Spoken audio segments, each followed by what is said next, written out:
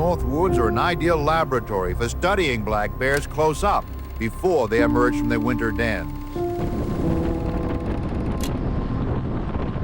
It's a lifestyle. We do this not for a paycheck.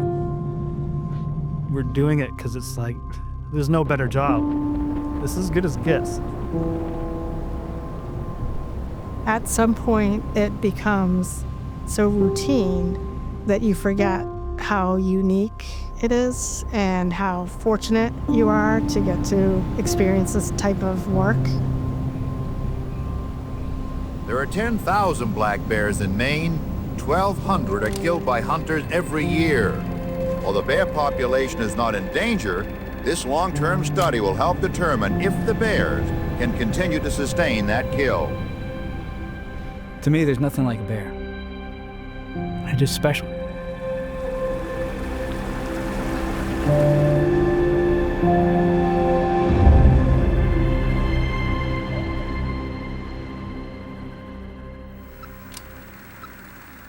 This is a directional antenna. Where signal get louder. Source is probably in the den. When I came in the early 80s, George had taken over a few years prior. And he was really the architect of actually improving the study. This is the first time that we've introduced cubs to a female here in Maine.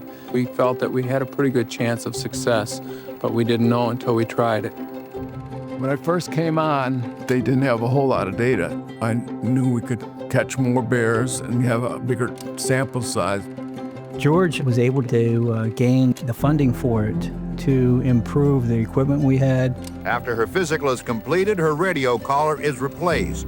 It will last another year and help scientists keep tabs on her social life. Things slowly but surely became more and more expanded. Part of the study has been the ability to actually handle the animals themselves. I think it gave you a sense that you were very much connected with the conservation, the management of that species. If you were handling an animal, you weren't sitting in a computer room looking at dots on a screen. You have to love what you're doing and know how important the data you're collecting is, to the management of the species. Early on, people considered bears a creature of the wilderness, pure wilderness. Well, we know bears are in your backyards now as much as anywhere, right? They're very adaptable. They're just an animal that inspires awe.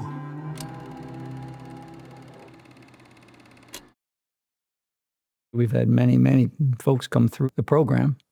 You pick good people and you train them well, it becomes very much a team. Well, not really sure what possessed George to hire me, but he did, and it changed my life. He stood out to me because he was so honest with his answers, I'm just a regular old farm boy from Maine. Probably helped me push myself to be the best I can. Starting out with Randy and being a wee little lad, there was so much I had to learn. You can't have a better teacher. And got me to where I am. I'm definitely the only wildlife biologist in my family, so I think they think it's cool, but they might not totally understand what I do on a day-to-day basis at work. I mean, I had heard so much about this program prior to this job opening up, and so, I feel like this bear study in Maine is kind of famous in a way. It's one of the longest consecutively running bear studies in North America. We have a healthy bear population in Maine. We have a good balance, I feel like, compared to other states, of our bear population and the human population. We have to live in a world where people have to coexist with wildlife, and sometimes there's negative interactions between people and the wildlife. So that's what management is. We're trying to make sure populations continue to persist and that they're in balance with both the natural environment and just living in among people. I'm lucky I get to go out in the field and getting out there and reminding myself of why I got into this work in the first place, which is getting to work with bears. This is Matt's snack of choice. You get the adrenaline rush. It's addictive. Like, it's hard to turn it off.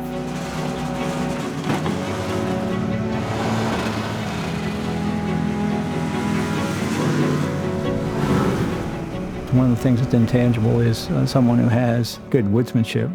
You have to learn that. Being able to transport ourselves, that's probably the most logistically challenging and sometimes maybe even one of the more dangerous pieces of our job rather than interacting with the bears themselves. You don't have to be a world-class athlete, but boy, you have to have a certain level of athleticism. We're really stressing their bodies. So we're in the woods with nothing. Like, we don't have the space to carry other things. So we just go in there with our handling equipment. Being comfortable, being uncomfortable. Like, you're hot, you're cold, you're happy, you're mad. All that at the same exact time.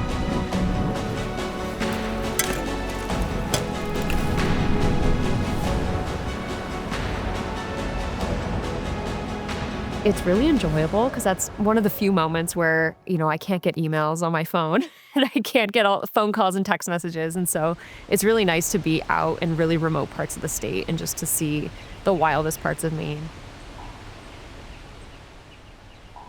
So radio telemetry, that's how we get to 100% of our bears.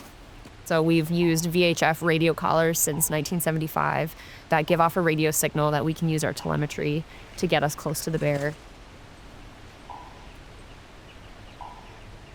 I think arguably one of the hardest parts of telemetry is just that mental mind game of, like, you have people following you and expecting you to take them to a bear. Long gone. She left a while ago. Depending on the den that you're approaching, you do have to be very quiet at times, especially if they're just in a ground nest, just watching and listening and smelling.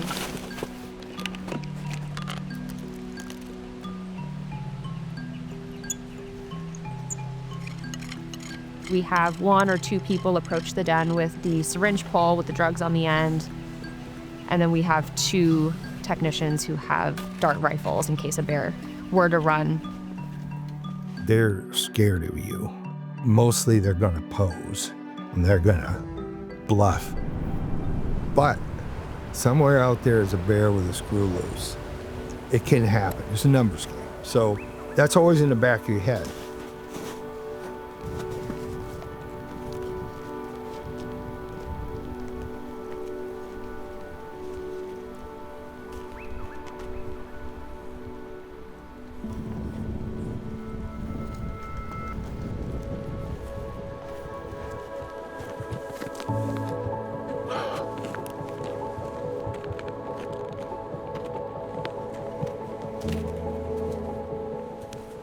On top of being in a situation that most people wouldn't put themselves in, you also have this responsibility for the welfare of the animal. And so I think that, to me, is more stressful than actually crawling into a bear den.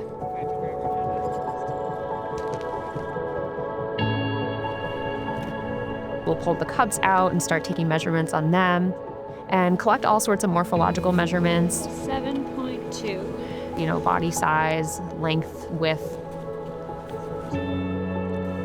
In total, on a good year, we're handling close to 300 bears. You have the opportunity to really learn things that most people would never even think about trying because they're only dealing with 30 or 40 bears, say.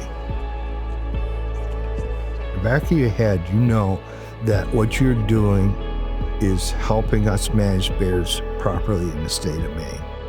And to me, the most magnificent animal in the woods.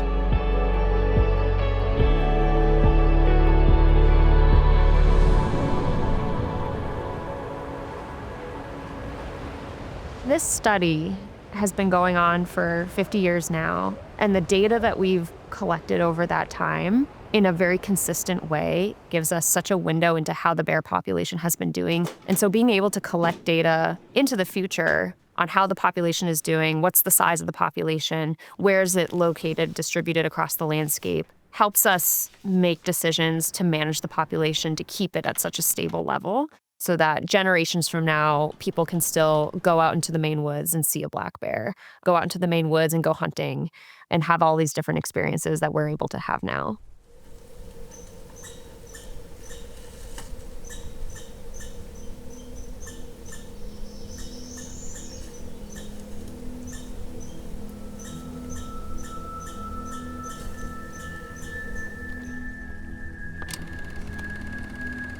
If you have a species that's worth managing, put the effort into it that you need to do, you know, and there's not much substitute for a good long-term study.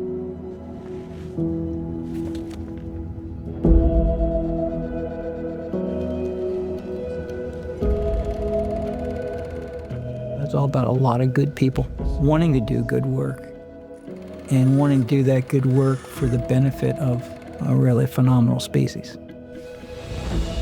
We don't want it to go backwards and have any concerns about how the population is doing. And so that gives me maybe more satisfaction. I don't have to make things better. I just need to make sure that we have a future where bears are continuing to thrive in the state of Maine.